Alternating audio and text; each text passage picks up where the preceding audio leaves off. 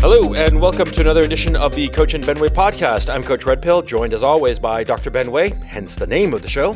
And we're going to be talking about capitalism über alles, ? Because we are conservatives, hardcore conservatives, very traditional minded. And we think that capitalism should not be the be-all, end-all. And we're going to be arguing for this case. So, Dr. Benway, why don't you take it away? Yeah, I mean, as I when you and I have discussed this in private previously, and to me, I always think of this episode, and I wanted to do it for a while, as admittedly kind of a self-critique. Everything I can lay out about the laissez-faire mindset, the libertarian mindset, if you will, the notion that free markets is just the best way of organizing. Well, that's kind of how I more or less thought for a long time. I mean, I was bitten by the libertarian bug just as many other people. But over the course of time, seeing a lot of the capitalist system in practice, both as an observer and also up close and personal to it, as part tied to the operation of it, it felt like it was being played for a game, or not that the wool was pulling over my head, but it was a little bit of a scam, to say that there's going to be a wonderful system if government just wasn't involved. People's noblest natures would come out, and even if there was not noble natures, just the competition would keep everything in check. It's just better that way, and that's a scam. I mean, the reality of the matter is that business, government, regulations, avoidance of regulation, these are all part and parcel of how the business of capital economics gets itself done. Yeah, my notion of the free for all, laissez faire, what will be insofar as economics are concerned. Well, I have a fairly jaundiced view of that because, like you, I had a very up close and personal view of it growing up, and I recognize that capitalism brings out the worst in people because it's based on greed ultimately. And I do not think, as a conservative, that capitalism can be the central value of a society. I think, on the contrary, it is a useful tool, an incredibly useful tool for allocating resources and for developing new technologies and progress. Absolutely. But it's just a resource. And to see it as the be-all, end-all, as so many libertarians seem to, I think it is moral irresponsibility. It is shying away from your responsibility as a member of a society to forge the path of the society. You have to decide what you value, and it cannot be that you value the free markets over everything else. It cannot be. There are things more valuable. For instance, families. Families are more valuable than a free market, and we should be fomenting families. Instead, no, we're fomenting this free market and disregarding families or letting families atrophy. I think it's a disaster. Well, look, think about it this way. I know a number of people in our audience are not fully 100% pure, like every individual should do their own thing. Think about it. They're antithetical to the identity politics, and in often cases are, and what that means. We certainly think that self-indulgence of things like transsexualism is some moral degeneracy. We have a concept of moral degeneracy, at least a lot of people in our audience do. But given that context, you have to reach the conclusion that this mechanism based on fulfilling our base needs and desires, our purchasing desires, somehow that's pure in this context of other moral ambiguity based largely around individual desire and consumption. Suddenly the business of making money of that is pure. You want to play that game? Yeah. You really do? Yeah, exactly. I don't quite understand it. I don't quite understand why it is that we think as conservatives that we should rein in our passions in every other area except greed, except consumption. I don't get that at all. I just don't truck with such thinking. I think it's frankly perverse, and I think the thing that bothers me the most is this notion that capitalism will solve all your problems. I think that is just so irresponsible. It is just shying away from your moral responsibilities of just saying, just stand back and let what will be. It's a lot like those Christian scientists or that religion who they don't believe in going to doctors, that the body will heal itself. And we all think that that's laughable. I mean, even somebody like Nicholas Taleb, who's sort of like has a jaundiced view of medicine, right? Even he will agree that, well, if you have appendicitis, you got to go fucking to the fucking surgeon and get it out, okay? You can't just pray to God and let what will be. And you know, the magic of the body will heal itself. No, come on, right?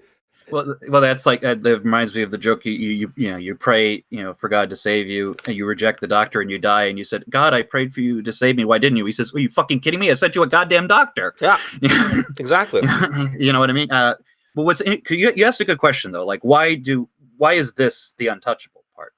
Where does this come from? Well, I think there's certainly historic reasons, right? You and I are very fond of saying at a certain time, a certain point of thinking makes the most sense given the circumstance. Sure.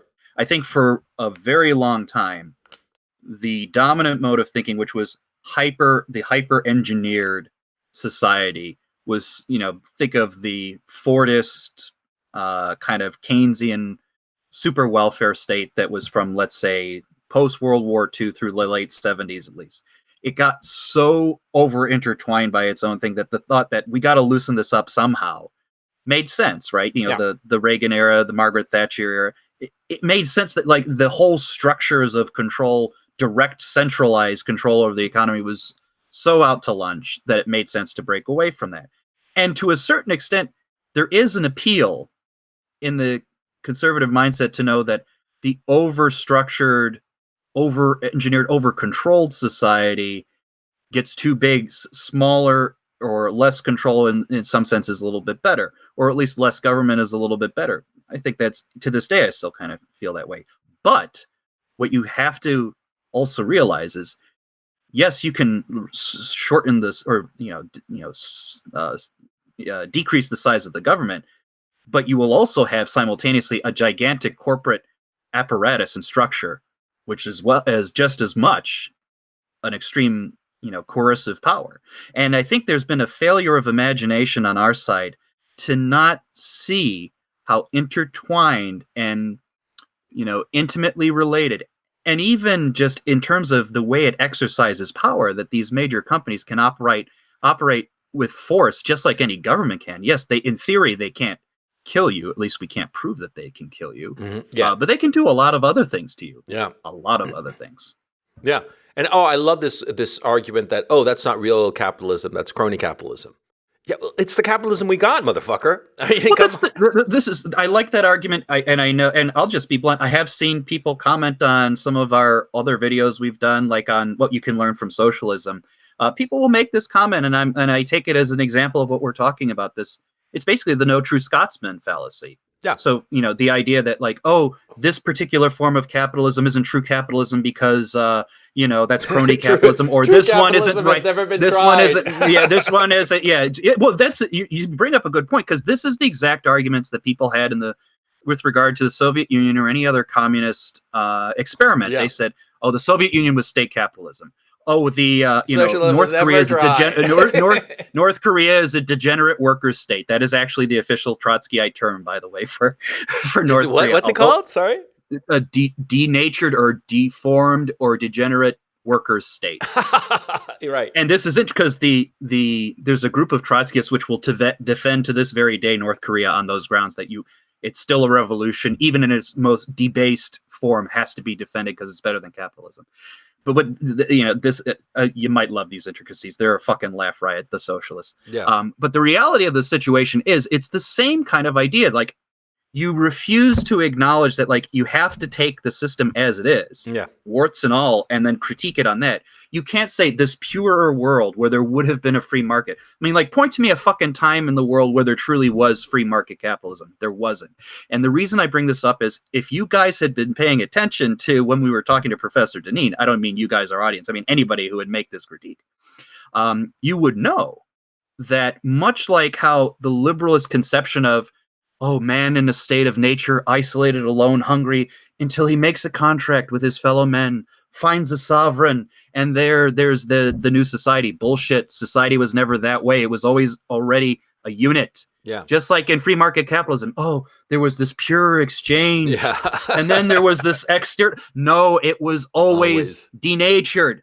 There Always. was never this pure form. And it's a fiction that we tell ourselves in order to live, right? And, just like we conceive of ourselves as, oh, the individual is the foundation of society, just as false. Yeah. The notion of, individuals acting as self-interested agents in the world of scarcity, it's not perfectly true. It's in some cases it's true enough where as Milton Friedman might say, the assumptions may be bogus, but if it's predictive, it kind of works. And I actually think he's kind of right on that. Yeah, it does kind of work, but it's also not there are limits to it. And he would be the first to acknowledge that. You know what I mean? Yeah. Look, the issue of capitalism, of there never having been true capitalism, right? I would argue it from the flip side. Okay, there's never been true socialism. Okay, then why does every socialist state ultimately end in some kind of dictatorship? Oh, because that's the inherent nature of socialism. We don't have a problem with that, right? What about capitalism? You leave capitalism to its own devices, eventually you're going to get into a state of which we have today. You have monopolies and oligopolies, no different from the end of the 19th century. It is no different. There's a reason that the trust busters rose up, because those trusts, those monopolies and oligopolies were strangling the economy. Capitalism, left to its own devices, will eventually lead to a monopolistic state whereby the government and the private enterprise, the oligarchs, are in cahoots, and they are strangling the people, and they are shearing the sheep, and eventually they're going to start to slaughter the sheep, okay? Because they shear them, and sometimes they just start skinning them alive, and that's that. Okay, so we as the sheep in this metaphor, well, we're going to have to rise up, motherfucker, now, aren't we? Because it just seems it seems that see, you cannot say that capitalism has never been tried. It is in practice. This is the capitalism that we got, and we got to deal with it. And we have to see that every time capitalism winds up in the same spot, in monopolistic, oligopolistic practices that throttle the society, that create debt slaves of us all, that mortgage our future for the sake of present-day trinkets and loans. I mean, that's the thing. This is what it leads to inevitably. It's always happened. So we got to fix it. To me, the best phrasing of it, I think Tucker Carlson is spot on this. When I talked about when he was arguing with Ben Shapiro, of course, the exchange of goods and services, fine. Excessive amount of just regulations for the sake of regulations, of course, that can be silly at times. But fundamentally, what is true? Are the people who live in a society sovereign, or is faith in a mechanism of economics sovereign, and we are secondary to that? Yeah, that's the fundamental question. That's exactly to me, right. And it's like, people will say like, oh, if you criticize capitalism, you must be about wealth redistribution. I'm like, well, actually, no, I'm not. In fact, if you actually listen to what I say, I've never even brought it up as a good idea. Yeah. What I have said is that ultimately the population as a whole has sovereignty over what a company can and cannot do.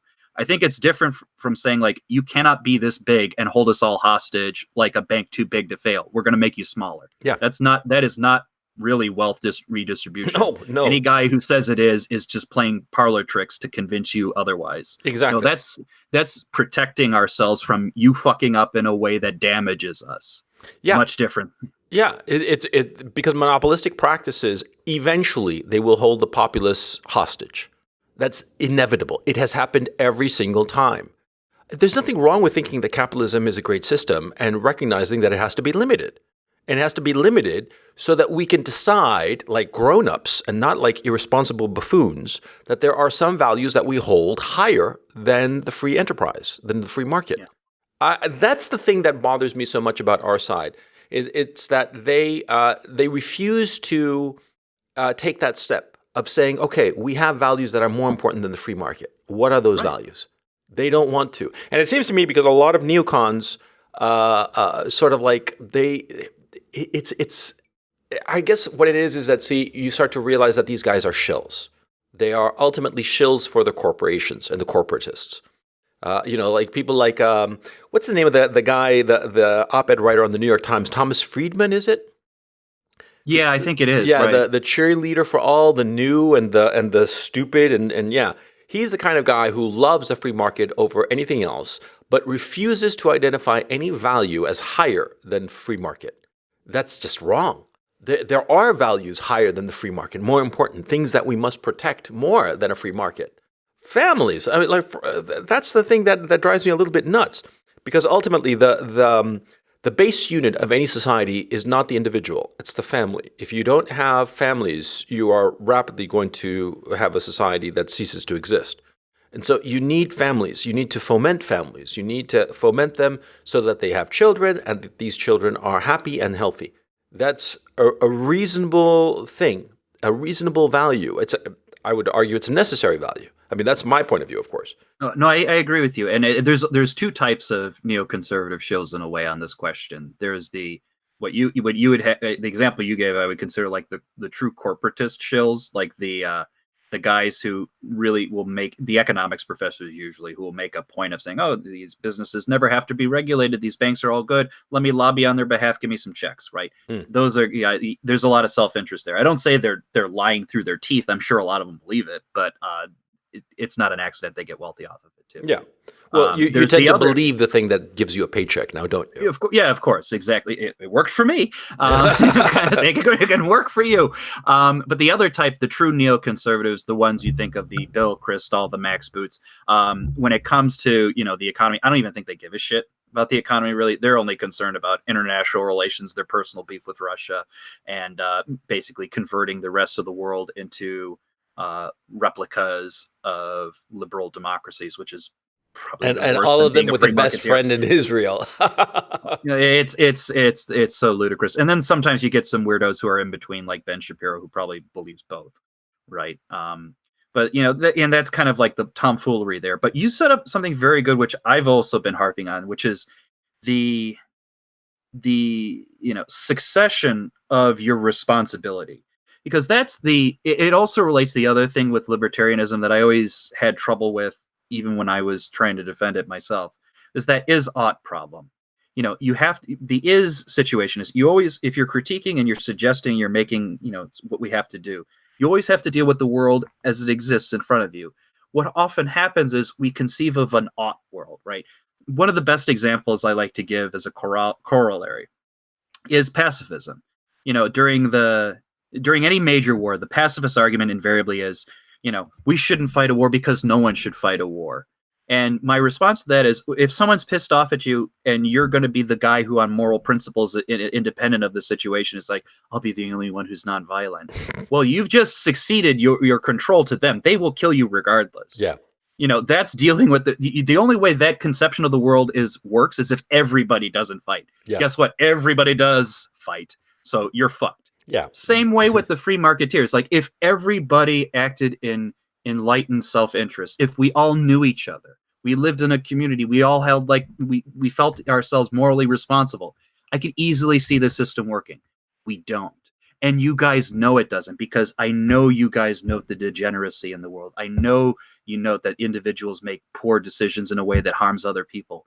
What you're failing to realize is that they're related. If you think you're going to give concessions on buying shit, then you have no basis for the other self-interest. It's based off the same delusion. Yeah. They don't see it. This notion, it's a weird. Yeah, exactly. You're saying basically it's an idealism, that they are locked into idealism, and that therefore, because of their idealism, they do not see that nobody lives up to that ideal, or very few. Or look, even one person deciding, no, I'm not going to live up to this ideal, wrecks the whole system. So how can you have a system based on such a value? I don't have a problem with the government regulating, okay? And in point of fact, I think that it's useful and necessary in so many conditions. And in so many conditions that a lot of these capitalism, Über alles people, these libertarians, sort of like are horrified when I say, oh, we need capitalism, but they blithely accept when, for instance, the FDA makes sure that, the ingredients in the candy bar are all FDA approved. Nobody has a problem with that kind of regulation. So we're not talking about regulation now, are we? We're talking about what sort of regulation. And so that's the issue, right? It's sort of like the libertarians are like, I don't want any regulation, but I do want regulation on the things that matter to me. Oh, then that's a very, very different story now, isn't it, mister? You see what I'm saying? I think that the regulation is what trips them up. A lot of these Yeah. libertarians, because if we truly were living in a land of capitalism without regulation, we would probably, and in short order, be poisoned by some food manufacturer, as has happened in China a number of times. You remember a few years ago that the powdered milk factory was deliberately putting in, like, I don't know, melanin? No, not melanin. Maybe talc or something like Talcum? that. Yeah, something like that. And it wasn't milk, and some babies died. And well, the Chinese solved the problem the way the Chinese do, which is that they had a trial on a Monday. The guilty verdict was on Tuesday, and on Wednesday they got shot. I mean, it was like that. And I have no compassion for such people who would deliberately poison babies by putting in talcum powder instead of powdered milk. I mean, more power to the Chinese government. I mean, the commies and I see eye to eye on that particular issue. But you see my point. You see, if we're left to our own devices, we're going to wind up poisoning our people. That's why so much of the trust busters and so much of the regulations of the early 20th century came to pass, because people were doing that. They were putting sawdust into coffee and other things in order to say, oh, it's coffee, but to sell more, to make more money, because people are cheats. That's the thing that libertarians don't want to acknowledge. People are cheats, and they will cheat to get ahead. Why can't they acknowledge that? I think it's related to, and I think all humans have this tendency, right? And we tend to conceive of things as like an on-off switch, right? Mm-hmm. We either regulate everything or we do nothing. You know what I mean? There's 100,000 degrees of separation between those two extensions, right?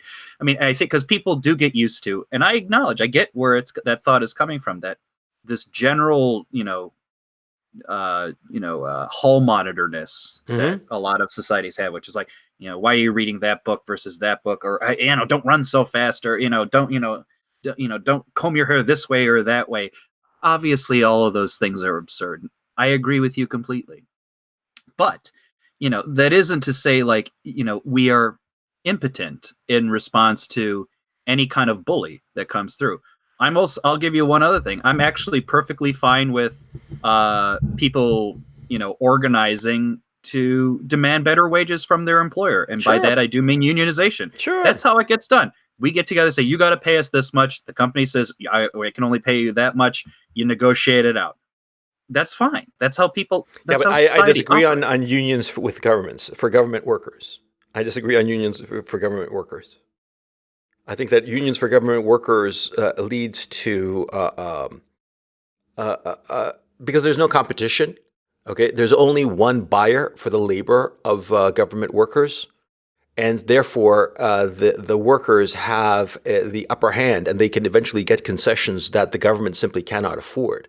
As we've seen, like the pension problem that's going to become a scandal soon enough, that the governments have promised such high pensions and so many benefits to retired workers, government workers, because of the unions, because the unions twisted the arms of the governments, right? Mm-hmm. Whereas this doesn't happen in private enterprise, because private enterprise would say, I can't afford you, so I'll just shut down, So, well, but you iterate a good point that the reality of the world, sorry to say, people, is complexity. Yeah, exactly. And it's going to be different in different situations. Yeah, in government, in theory, the extra check on that should be the voters because like we don't fucking give a shit in certain regards. We should say kick the fuckers out. But needless to say, it's each circumstance you deal with it on its terms. Yeah, this is sometimes called pragmatism. Yeah, and it's actually an intelligent philosophy. Nuance. Yeah. Let me go back to an earlier point that I made that I find very I want to examine a little bit, which is this notion that there are conservatives who are pragmatists and who have a relatively jaundiced view of humanity. And there are conservatives who have this bizarre idealistic view of human beings, as if people would not cheat. You see, like I said before, because I come from Chile. And I talked in a previous episode about the elections in Chile. And in the elections in Chile, we know down to the last vote, literally to the last vote, exactly what the vote tally was, because our system is built in a way where we assume that every party is trying to cheat. And therefore, since we assume that everybody is trying to cheat, we've designed a system that is cheat-proof, okay, and totally transparent, precisely because of the notion that we do not trust our fellow voters. We do not trust our fellow party members that they're not going to cheat the ballot somehow, right?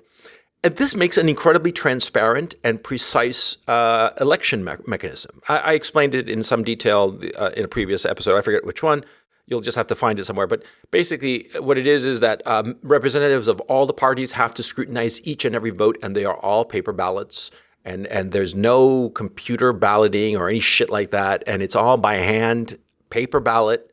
And representatives of every party get to scrutinize every single vote. And so the tally is usually like on the money. I mean, there's never any mistake, right? Because the system is such. Everybody, because they used to cheat so much back in the day, in the 19th century, they would cheat so much and so egregiously that everybody just got sick and tired of it. And they just agreed to make a foolproof system. Whereas in the United States, everybody acts around with such naivete, and they think that, oh, nobody's going to cheat, and we're just going to do it like that and just take our word for it. Even fucking Paul Ryan, the most cucked out cuck of the GOP, even he's saying that the results of a lot of the California House of Representatives races was just weird. Yeah, because they cheated, and the Republicans are too fucking naive to say it out loud, to say they cheated. Why can't a sector of our side, of the conservative, be more realistic? Why do they live in la la land? Why are they so fucking idealistic and stupidly idealistic? I'd like to know. Please, somebody tell me. Well, to me, it's very clear. I mean, this is the liberal ideology as we spoke of. I mean, when we say that America is a liberal country, we mean both you're talking Republicans and Democrats. Liberal Democrat, you mean? Yeah. Yeah. They're liberal in the old sense of the word. Now, there used to be an argument against this. People always said it was a fanciful, crazy little stupid book that people put faith in. But frankly, the Christian argument on this, I think, fundamentally understands humans correctly. Humans are broken, fucked up people. Yeah. We make mistakes. We do stupid things. We harm each other. We don't have enlightened self-interest at heart. We're easily prone to doing bad things. It's not a perfectible species. We work through it. We muddle it. We're not perfect. I think we have forgotten that. Mm. You can choose not to believe in the resolution provided by Christ all you want. I don't care. The notion of what humans are not perfectible or perfect people should be understood, because a lot of the worst examples, both capitalism and socialism, are predicated on that. They're versions of liberalism. Yeah, they really are. That's just different strategies to get it. Yeah, and it drives me nuts. When all of a sudden, when you have 7-8 candidates for the House of Representatives and they won the election, but all of a sudden these votes are discovered, and everybody's like, oh yeah, so I guess we lost, and they take it with such equanimity, as if they want to lose. What the fuck is wrong with these fucking people? They got cheated. Can't they see that? And by the same token, can't they see how so many of these companies cheat? Like Monsanto cheats, like the FANGs, Facebook, Amazon, Apple, Netflix, Google.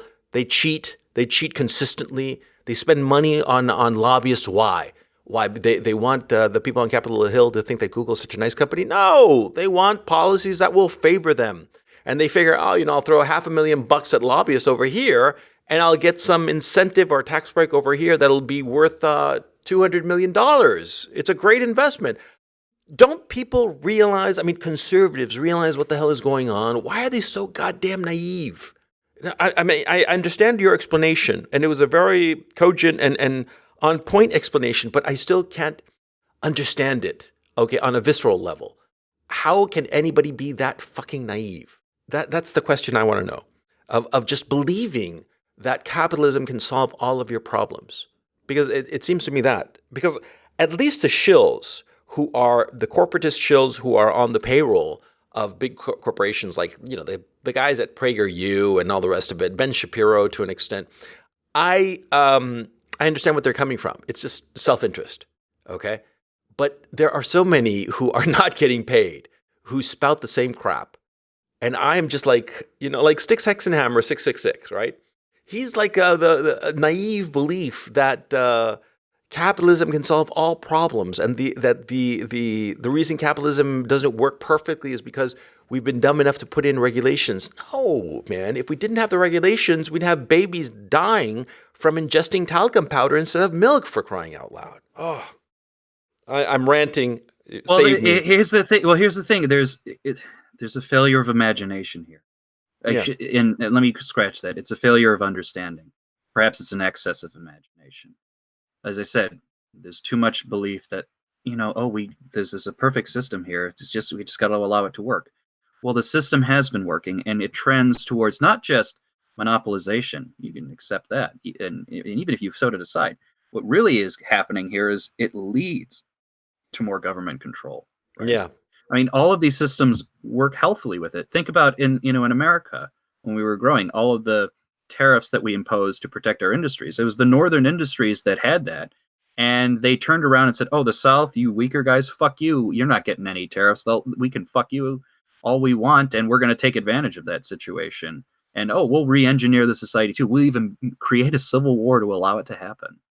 You know what I mean? I mean, there's too much intertwinedness. And today, what we fail to realize is that it's too easy for these large companies to want to not just allow, but to want and desire to re-engineer you. I mean, let's go back, a few hundred years. Let's go to Ford.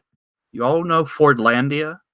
Ford's idea of like, I'm going to basically build a society in South America where everybody worked for Ford. Ford owned everything. And it was a hyper-engineered society. I determine what you can eat, what you can drink, what clothing you're going to wear, control what you say, and all of that stuff. And people say, just find another job. This shouldn't even be entertained by a company, right? And he did it. And you can't turn around and play the game with me like, he was really a socialist at the end of the day. No, Ford was interested in making money. You also can't turn around and say, he's this dirty Jew guy. If you read any in 2 seconds about Henry Ford, he's not that kind of guy. No, trust me on this one thing. Anti-Semite, yeah. For those of you who don't know, yeah, exactly. Reprinted the Protocols of the Elders of Zion. This, and that's the thing that really bothers me about this notion, like, there's a purity in the business over here. No, you have to take responsibility. Part of the reason that a society will function is, as I said, the people are sovereign. They know what will harm them and keep things in check. If you continue to believe that companies alone will solve the situation, you have no recourse when they do everything that in their power to censor you, to starve you, to deny you basic services, because they don't care. Yeah, and they never do. Because ultimately the rise of monopolies inevitably leads to them being intertwined with government, and we're seeing this all over the place. All the big corporations today, they have massive government contracts. Sometimes they deliberately go into these massive government contracts in order to create these bridges with the government, so that the interests of the government and the interests of the company are intertwined in a way that cannot be pulled apart. And so therefore the government starts working in the interests of the company. We saw this in the banking sector, for crying out loud. This whole notion of the too big to fail. And what happened? Well, the government went and bailed them out now, didn't they? Yeah. And did they break them up later? No, they did not. They allowed them to just continue on. This is what happens when you have monopolistic, oligopolistic economies that are the inevitable result of capitalism, not run amok even. It's capitalism given free rein. It's not running amok yet. It's just free rein. And it winds up that the financial sector is perfect, because what happened was that, essentially what happened was that the banking sector became so big and so powerful in the economy and in the government that the government socialized the losses, but the winnings, they remain private. And so that's the regime that we've been living under insofar as the financial sector is concerned. And the financial sector views people as sheep to be sheared. That's how they view people. and the government is making no effort to really rein them in. Oh, they talk about Frank Dodd and some shit like that, but that was just practically cosmetic, for crying out loud. It really did not do the job. What they should have done is allowed all these banks to go bankrupt. But Well, remember what happened. The first vote of TARP. No, we're not going to do this. The market will decide. Guess what the market demanded after that? You fuckers voted wrong. Go back. go back and vote again. Yeah. And Yeah, they can always say like, that? yeah, Who forced exactly. that? Hank Paulson forced that. The And not Treasury just Secretary. Hank, and not just Hank. It was Everybody. Hank through the Federal Reserve Board and through most of the banks. They knew it. Yeah, you'll always have Jamie Dimon playing the game like, I was forced to take this and I didn't Yeah, want I was to. forced to It's take like, the money yeah. to save my bank from bankruptcy. Yeah, I was forced to. Yeah, it's like, J.P. Morgan was forced to acquire all these assets, which it made billions on. I'm Yeah. sorry for J.P. Morgan. Really bad fucking deal you had there, Jamie. Oh man, it's a nightmare. A nightmare. Jesus Christ. Come on. How dare you slow down my car with an extra pound of cash? Yeah. But like, look, that's what happens inevitably in any capitalist society. And there's a thing about Americans, by the way. It seems that the Americans have an inability to do nuance. You talked about it before. In America, there's like 100% regulation or 0% regulation, not 50% regulation. People don't understand that you can put the volume dial not at 0 and not at 11. You could put it at 4, 5, or even 3 or 7, but not all the way. But Americans seem to think that it's either all or nothing, 1 or 0. I don't quite get it. I don't get it because a lot of other societies do not have this problem. Most other societies are grown up enough and adult enough not to have this fucking problem. Like I said, I honestly think Patrick Deneen's right. It just shows how liberal our country is, again, in that old sense, because what was his big point? Well, when you conceive in the liberal ideology that the individual is the basis and the individual seeking its desires, and you're breaking down all of these, awful power structures like the family, like religion, like marriage, whatever institutions that are terrible. You're just left with these floating individuals. How do they affirm everything? How in that rootless, cultureless society do they seek to resolve everything? Centralized government with power. And it is not surprising that as capitalism grows, and people always say, oh, more government means more problem. Like, yeah, well, more capitalism means more government because it's more individualism, and more individualism devoid of any kind of structure to the, natural order of things, religious order of things, pick your poison. We'll do this. It will create this problem. And I guarantee you, if you don't think corporations want regulations to protect them or to help curry favor, even if there is corruption in there, you haven't been paying attention. Yeah. I'm sorry. And it's not some big conspiracy that there's a small group of people figuring this out. No. The system has been doing this for years. Let's talk about that small group of people, because there are a lot of people, it seems to me, on our side of the fence who seem to think that it's Jewish people who are into this. No. It's not Jewish people. It's not like some, the protocols from the Elders of Zion shit, okay? It's just the way human beings are, for crying out loud. You can take the straightest Episcopalian. The thing is, when Americans talk like that about, oh, it's the Jews who do it, they've never obviously been to Holland. I've been to Holland. I know a lot of Dutch people. Okay, my stepfather's Dutch. I'm telling you, man, they are the most rapacious people on the face of the earth. And they're Protestant or Catholic, right? And yeah, it has nothing to do with them being, Jewish. It has everything to do with human nature, or more to the point, perhaps, the fact that is a large swath of Americans who are not like this, who have grown up in such comfort and material plenty, that they do not think like that. Because the Dutchmen that I knew that were like almost violently rapacious, most of them had grown up in want. During the Second World War and in the aftermath, they had grown up in want and they never wanted to experience that again. And they were a little bit traumatized by it.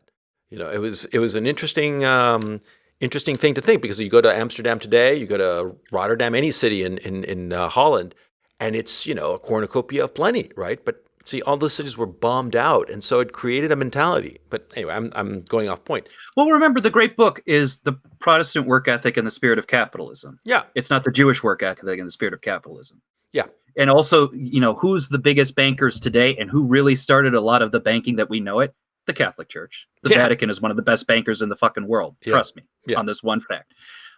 We all play the game, and this is what bothers me. I mean, look, I'll give you a bone here. Of course, I can point to Jews who will go out of their way to just say Israel above all else, everybody bend the knee, or Jews who in self-interest will try to convince people to believe things they don't believe. All of that could very well be true.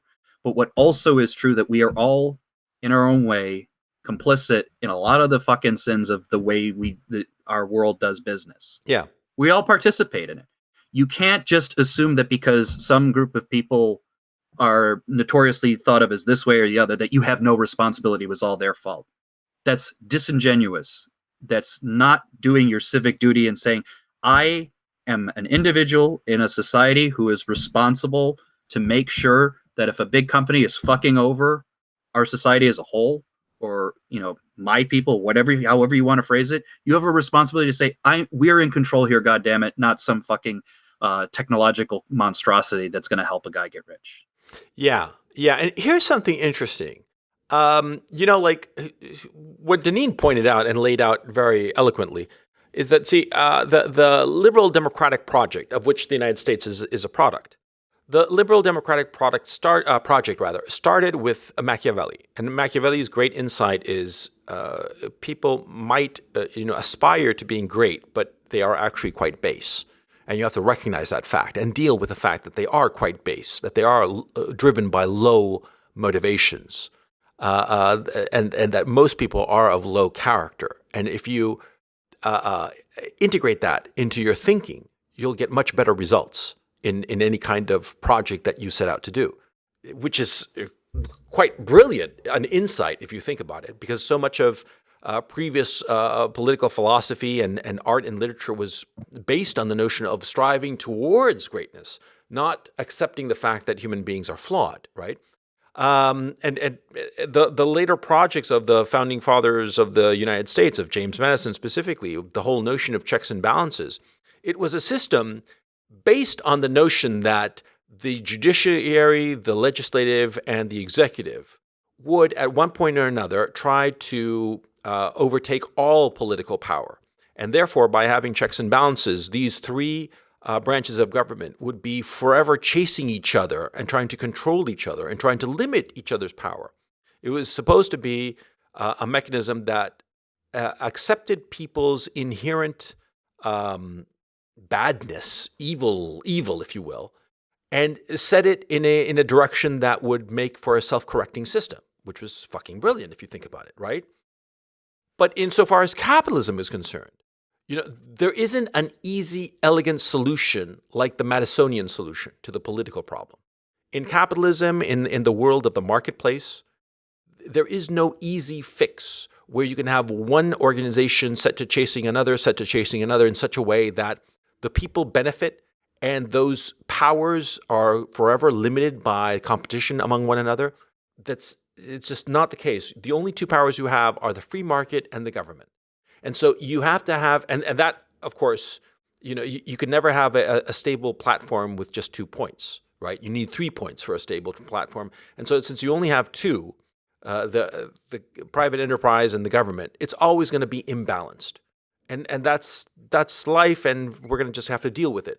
Right now, it seems to me that we've skewed the power towards the private corporations that have, in turn, co-opted the government. They have co-opted it and created this crony capitalism that has allowed these monopolies and oligopolies. Now we have to go back. We have to slide that meter over towards the side of government, towards the side of regulation, whether we like it or not. But we have to do that. We have to be breaking up some of these companies. If it were my druthers, I'd start with the banking oligopolies and monopolies, and also the retail monopoly, which is emerging with Amazon. I think that Amazon is pernicious and must be destroyed. I think it's catastrophic for people. And the thing is that keep in mind with all of these initiatives, these initiatives don't require me like going around to all the poor peasants of the world and stealing their money. No. None of this involves that. Or even rich people and taking their money. Yeah. It's recognizing the structures that have been built around. I mean, yes, people say like, oh, socialism only works until you run out of other people's money. Frankly, I don't even give a shit about other people's money. Yeah, I give a neither shit do I. about the structure of the company damaging the society as a whole. And if it's too big, I will break it into 5 pieces. I don't fucking care. Break it into and more. and Yeah. make or whatever, pick your poison on that. So that's again, it's like always it's either 100% one way or 100% the other way, and it's just never true. And if you want to talk about, oh, well, we're excessive on welfare programs, I'd say, you know what, the biggest welfare program that I don't think we should be involved with, it's the fucking empire. Mm. Yeah. You know what? When we, think about all the money spent to protect Europe from itself, and Basically. basically, and all of the only people who benefit from that equation Are the are Europeans. the defense contractors and the Europeans. Yeah. Yeah, we're not defending our own borders. I'll grant you that. That's a little bit where I would like a little bit of restrained government for sure. You know what I mean? That's why I say that the world is complicated. Your mind should be just as complicated. You don't. I mean, don't basically be a mirror image of a leftist, for fuck's sake. Yeah. Yeah, exactly. Because the leftists have this idiotic notion, oh, it's never been tried. It has too been fucking tried. It's been tried time and time again. It always, always, always ends up the same. One man controlling the whole fucking thing and everybody else is a slave. Well, like I remember, a little while ago I joked to you like the weird notion of the libertarian government. It's almost like the problem of God's omnipotence. It's like, can God create a rock so big that even He cannot lift it? Mm-hmm. You know what I mean? The whole notion that's like, oh well, the government should just be force itself not to use its power, corrosively or evilly or whatnot. And you think to yourself, well, if it could command itself not to do something, it can easily command itself to do something. Yeah. So it means it already has the power. So you're already fucked on that. We always conceive, like leftists, we can conceive of these alternative realities where things are so better and they're perfect and everybody operates well. And I do think it is a loss. I reiterate myself, but I really underline this point. Like, I think there's something lost when we think that human beings are perfectible. Yeah, yeah. And also, I think I just have to address this because I think that Benway and I are both pissed off that people in the comments think that we're socialist shills or some shit like that because we're in favor of regulation. It just really pisses me off. It pisses me off because I've given this shit a lot of thought. I have seen, or let me phrase it. I never lived under socialism, but my grandparents did. And a lot of the friends of my parents did.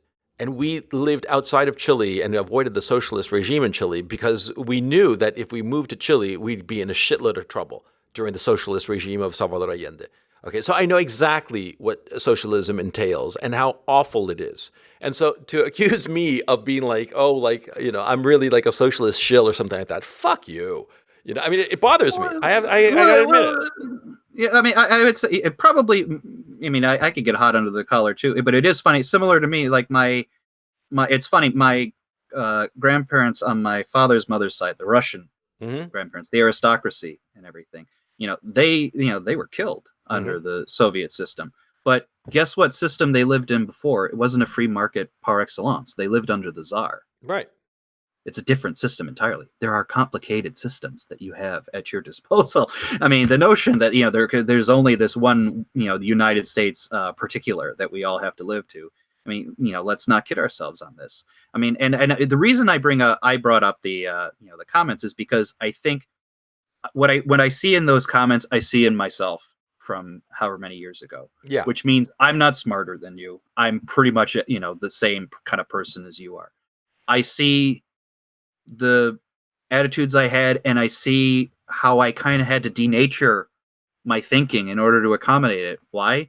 Because I thought it was ethically pure, or I thought, the alternatives were this, that, or the other. A lot of it was just based on lack of experience, fundamentally. Yeah. I mean, when a lot of it was in high school, frankly. When you're in high school, you think you know everything, better, yeah. And you don't know shit. And, you think, like I remember in high school when I was saying like, oh, if someone's treating you like shit at a job, just find a new fucking job. And it was like, how hard, if only life were that easy. You know what I mean? The best I could say is that the world is complicated. We all should know this. It requires complicated thinking, complicated solutions. To simply hope that, Friedrich Hayek's road to serfdom is the only ethical guide to government, you're missing out on the complicated relationships. And like I said, you're being impacted right now. I know our group of people are being impacted by how Twitter thinks society should be run, how Facebook thinks society should be run. If Gab can't even get a fucking host Yeah. sponsor to deal with their company, that should bemuse you against, or persuade you away from the idea that, like, oh, you can always just build your own platform. Yeah, build your own platform. Just engage in the competitive economic spirit. Yeah, it's like, right. Yeah. And then when the people who make that argument, like Annabelle Stuckey, whatever the fuck her name is, Ally Beth Stuckey starts turning around and says, "Gab, they're just no good people. It's okay what happens to them.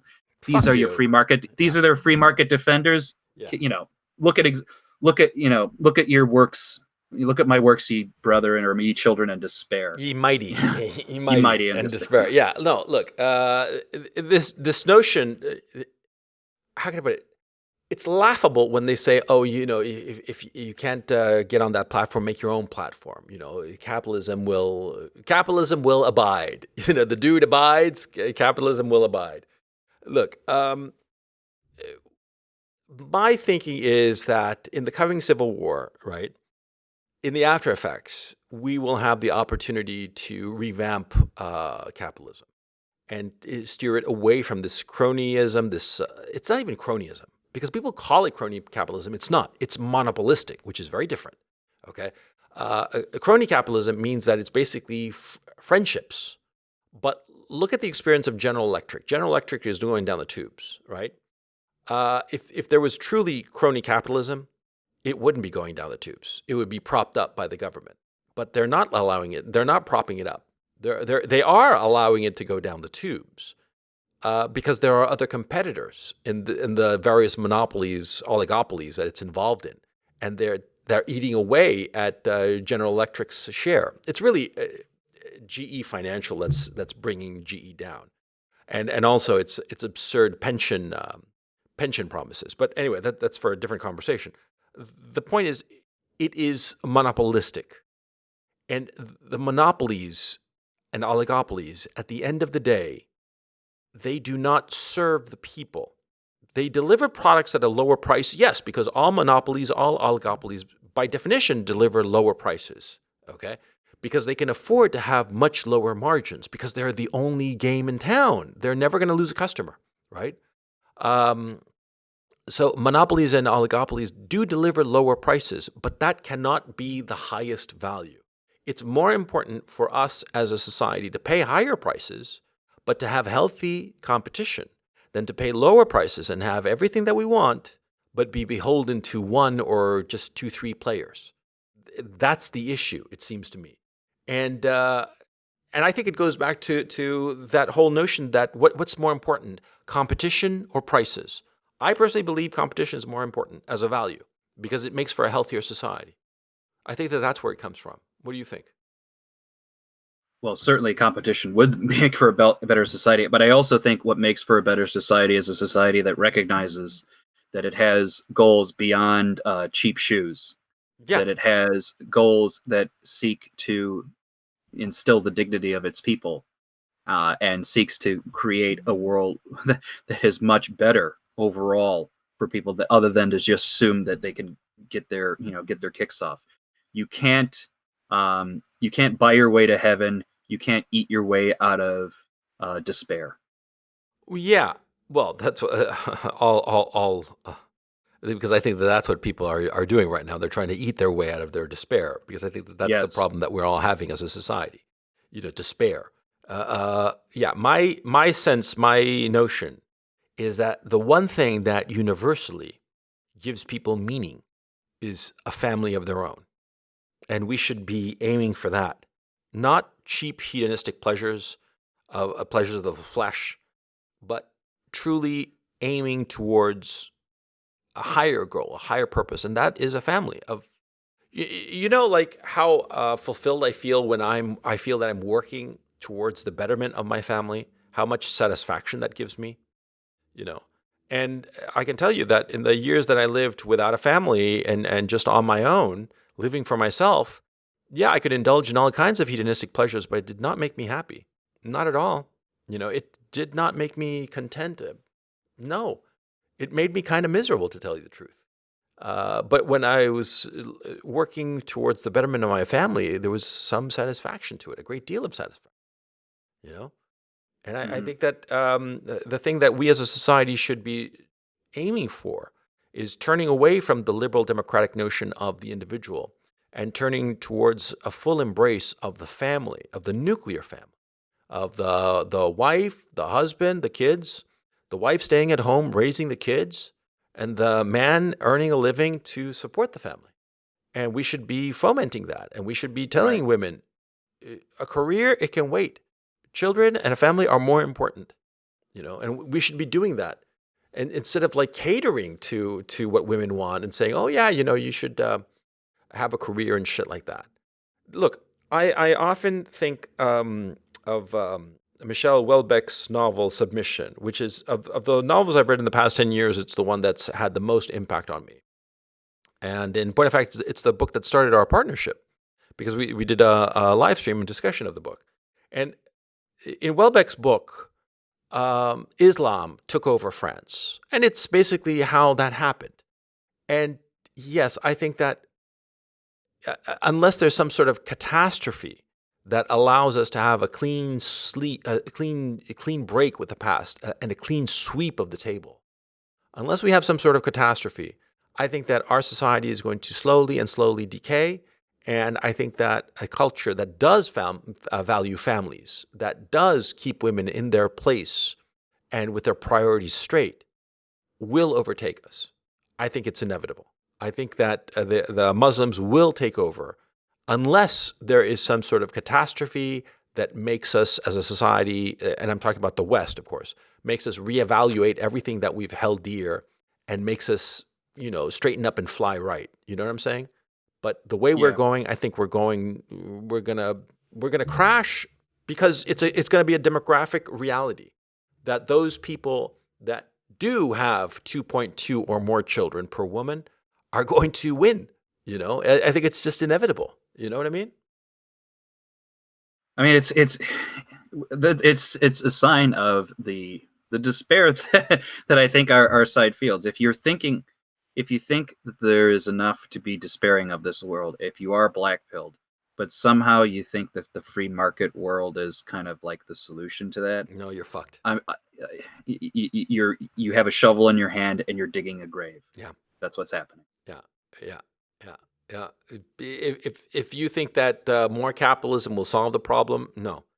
It's not that capitalism caused the problems. No, of course not. No. Yeah, I agree. Yeah.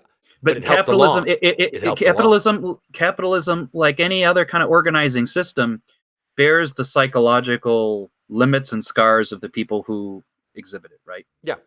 So if capitalism could very well be flailing along, and I think in some sense it is, not to say that it's not making money. Certainly it is, unless you're looking at the stock market these days. But by and large it is, But if think about all the money you can spend on transgenderism. Think about all the money to be made off of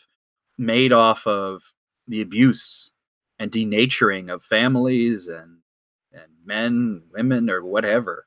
And you just come to realize it's bearing the reflection of the scars that we as human beings have. And if the world is all the product of human beings organizing, well, the best we can do to save ourselves is to really realize that we have to, in some sense, take control of ourselves. And that means, frankly, the aspects of life that are in pain. And I'm sorry, just because you think that, there's purity freed from regulation, that's like saying I'm free to wallow in my own suffering. No one can help me. Yeah. That's there's nothing more solipsistic and individualistic and atomizing than that no one can interfere with my consumption. That's like saying no one can interfere with me when I'm a drunk. Yeah. I'm alone and in despair. Exactly. Yeah. Well said. You don't want that. No, we don't want that. And I think that that's an excellent image with which to end the episode. So I want to thank you very much for having listened in to the Coach and Benway podcast on this particular issue. And we hope to see you soon. Take it easy. Later.